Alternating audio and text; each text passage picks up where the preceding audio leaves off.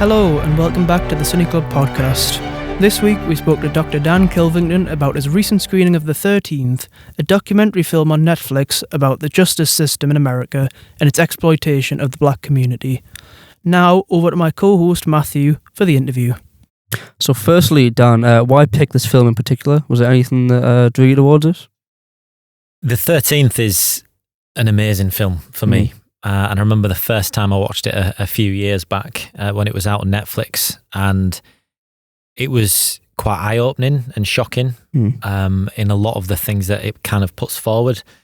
I've written and researched on kind of anti-racism within the UK, mainly within a sport perspective.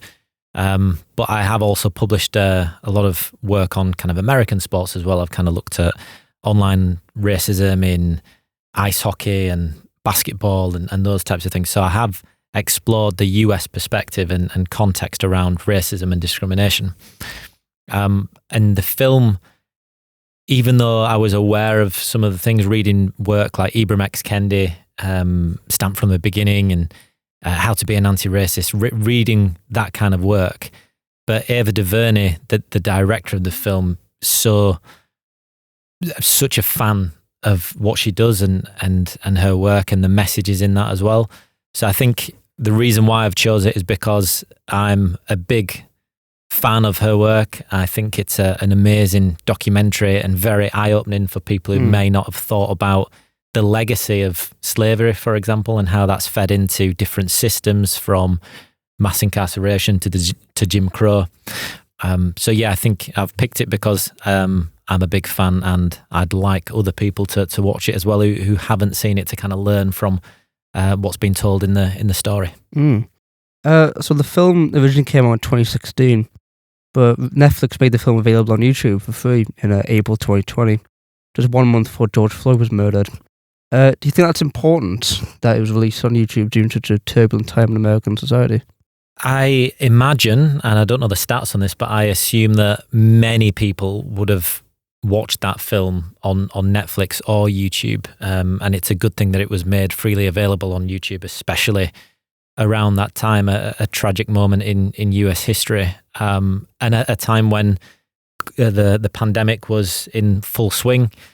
A lot of people at home, and with that tragic video circulating and a lot of people watching it, wanting to probably learn more and educate themselves more about systemic racism, about how racism operates institutionally within the policing system, in the legal system. So I think it's a really important thing that people would have watched that, and I expect that the views of that documentary would have increased exponentially during that time. So do you think the film might not be as impactful for a British audience as it would be for an American one? Good question. I'd hope not. People may watch this film and think, well, the 13th is based on a US history perspective. It's based on slavery and Jim Crow and the segregation that we see and etc., and therefore think that it doesn't apply to other contexts or other countries because they have a different history. Well, I think we've got to understand that racism is a global problem. It's not just a US problem. And we also need to understand the similarities of how racism operates globally. It's not just unique to the US, for example. And we've then got to understand the nuances and differences of racism that exist in other countries as well. So Brazil, really diverse country in terms of ethnicity. They've got colorism, which is a major issue there. Or we look at India and we think of the caste system and classism and racism that exists there. So it's important to consider the film from a US perspective, of course, because it's based in the US, but also understand how it applies to a UK perspective as well. So for those watching in the UK, one thing that this film talks about is how there is mass incarceration of Black, Asian, minoritized ethnic personnel. And when we often see stories or incidents or tragic moments such as George Floyd or Castile and these types of stories which are caught on camera, it's very visible and it spreads and goes all across social media. What we see in the UK, which is perhaps not as visible, and overt is the stats around deaths in police custody. And if we were to look at the stats around that, and we look at that around ethnicity, that's a major issue. So some of the things that they're talking about in the US perspective is also applicable for a UK perspective, but there are differences as well.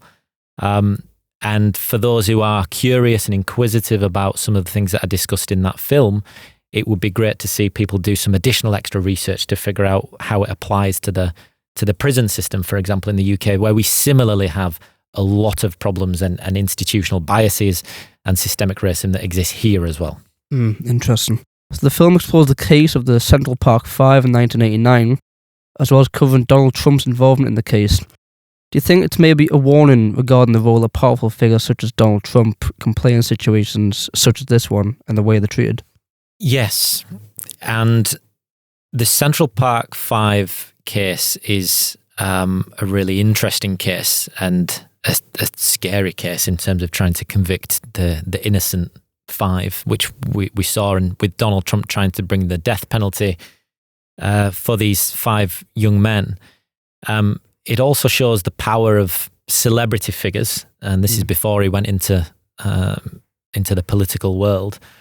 And it makes me reflect on this because 1989, before the internet, before social media, and it just makes me think with a story like that occurred and the power that Donald Trump would have in 1989, and more power now, you would say. Yeah.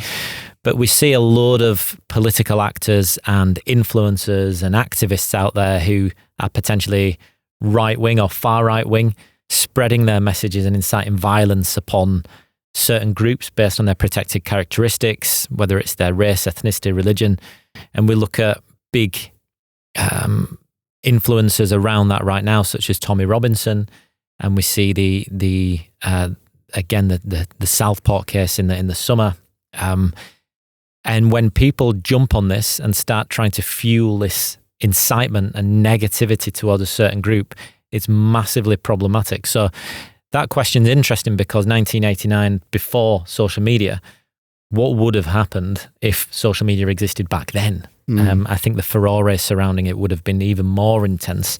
And that is a really interesting case. And also there's a documentary series on Amazon Prime, I believe, as well about that case, which is really interesting, really important. And again, I'd recommend for people to watch that if they're also a fan of the 13th and the work in there. It's a very interesting answer there, thank you. Thanks to Matthew and Dr. Kilvington for that very insightful interview on the 13th. If you've got any thoughts yourselves, you can get in contact with us at cineclub.podcast@sparksunderland.com. We'd love to hear what you think about the issues raised or just the film itself. Also, if you wanted to get in contact with us, we're on Instagram at the CineClub podcast _spark. Give us a message and, hit follow. It helps us out a lot. As always, this episode was recorded and produced by us, the Sunderland University students, as well as being edited by Emily Main. Special thanks go out to Steve Cannon, Barbara Sadler and Richard Berry for all their help, as well as Dr. Dan Kilvington for graciously joining us and giving us that lovely interview. This has been a CineClub production for Spark. Thanks for listening.